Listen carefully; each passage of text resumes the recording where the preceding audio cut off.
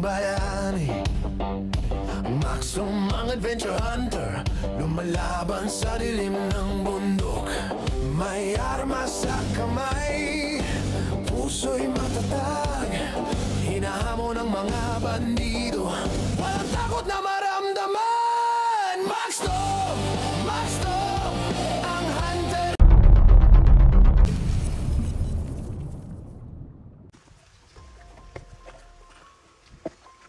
So ayan po mga idol, mga tag, isang mapagpalang araw sa atin. Ito po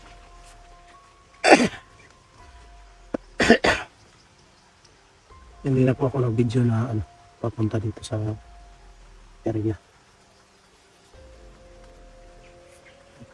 Dito na po ako dito na po ako nagpupin. Salamat pala sa mga laging suporta niyo, mga idol, mga tol. So walang sawang suporta. Shout out sa lahat ng mga solid natin dyan, mga silent viewers. Ito po, nag-iisa tayo dahil yan nga, may mission tayo. Yung isang pamangkin ko at isa po yung yung problema natin o namin dahil nahuli na naman si misteryosong tao. At yung bag ko doon ko lang tinago dahil mahirap pag may bag tayo. Tapos balikan ko na lang yung bag ko kasi may yun, ay pagkain. Tago lang natin, baka maagaw pa ng kalaban natin. Kaya mas mabuti yung itago na lang natin, tapos balikan lang. Yan po mga idol, yung namin, dahil si Master G, kasi nagkahiwalay kami nung umuwi na kami sana, pero doon may ambus kami.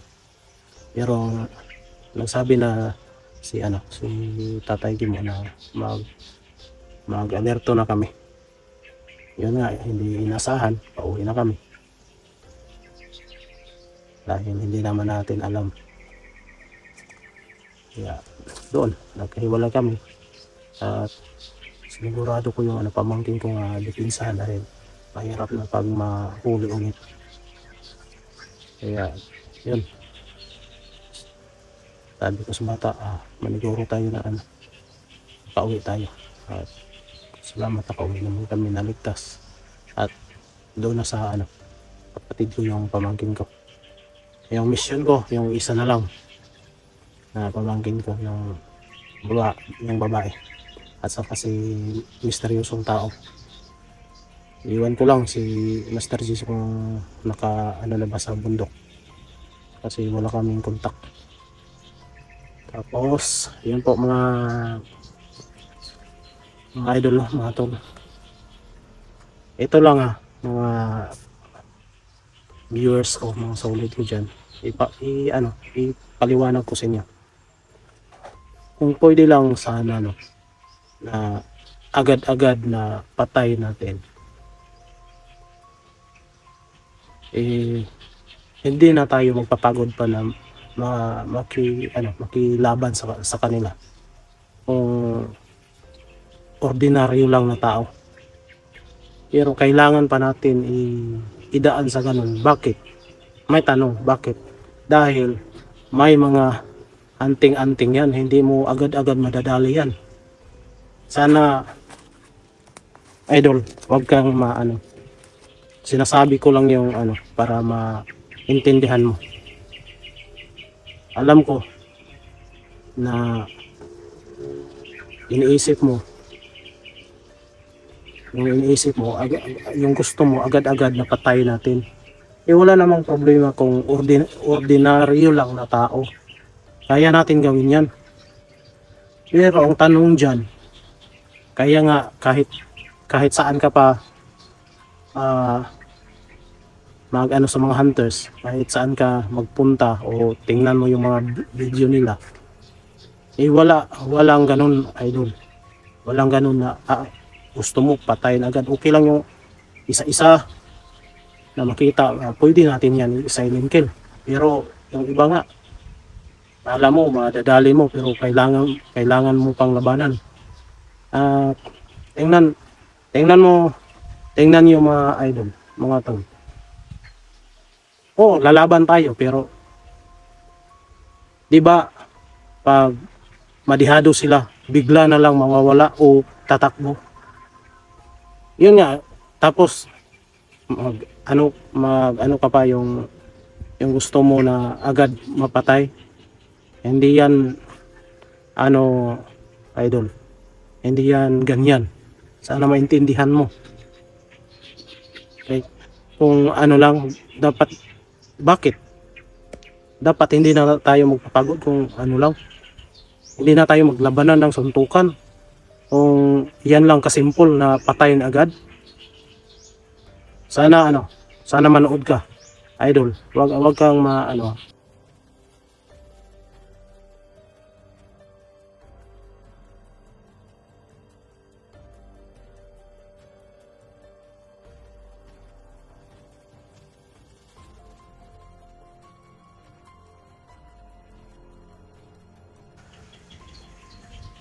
kailangan mong labanan para sa ganun mga idol.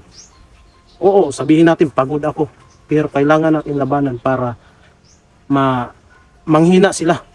Tapos doon mo na mapatay. Pero agad, halimbawa inano mo yan. Tapos kala mo mapatay mo na. Ikaw pa yung madihado. Paano maintindihan mo, idol? Yung sa yung sa Tagulilong din, paminsan-minsan lang kami gumagamit yan dahil kami yung nanghihina.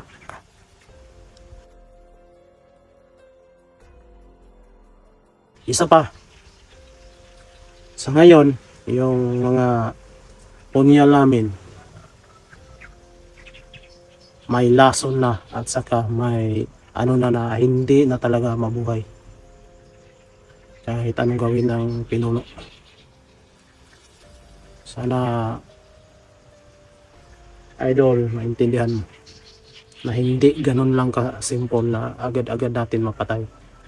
Kailangan natin magpagod dahil doon natin madadali kung manghihina na sila. Kaya kinakailangan lalaban ka agad. Lalaban ka talaga. Doon sa mga punyal, may sumpa na. Alam niyo mga tol, mga idol, hindi ko sinasabi dito sa on camera, sa video natin dahil pag sinasabi natin, malalaman, makontra. Halimbawa ngayon, nagsabi ako na yung punyal natin may mga na. Alam ko, yung mga kalaban natin, mayroon na silang mga connect sa amin, kaya malalaman nila kung anong sinasabi namin. So, yan hindi natin alam kung masumpa nila. Kaya yung iba hindi ako ganito. Hindi ako na pagkatao. Yung parang sinasabi natin na hambog. Hindi ako ganyan mga tol, mga idol. Pinaliwanag ko lang dahil para maintindihan. At yung ibang mga natin, hindi ko sinasabi sa on camera dahil malalaman nila sa kalaban, kaya hindi ko sinasabi. At yung mga basher natin, shout out sa inyo, mag-iingat kayo palagi. At mga idol, mga tol, kayo din, salamat sa mga suporta talaga at mag-ingat kayo kung saan mo kayo. At ito po, andito na tayo sa area. Ito, nag-iisa lang tayo pero hanggat sa makaya natin, lalaban tayo. Sana maintindihan nyo yung paliwanag ko sa inyo. Tara po.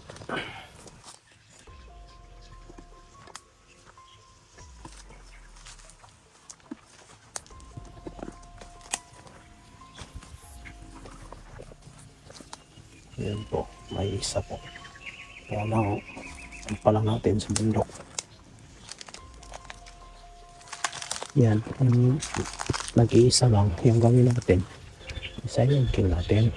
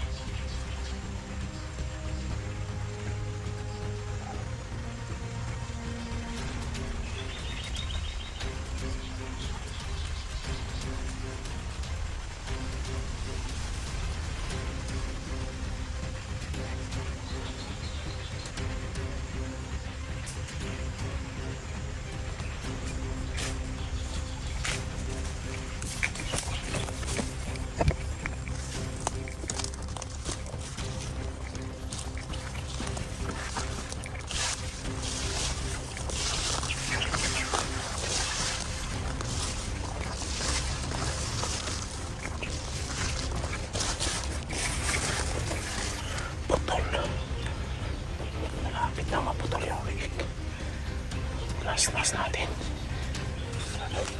Yan yung ginagawa ko mga tol. Lalas-lasin ko yung mga ubol-ubol. May isa doon. Isa.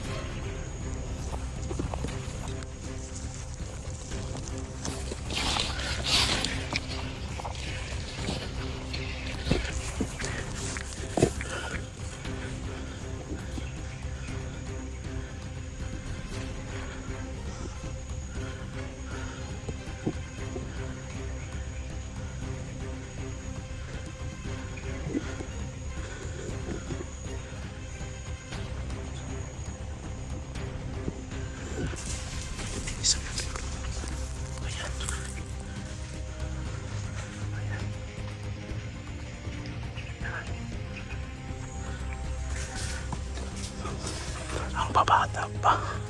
May isa pa dito.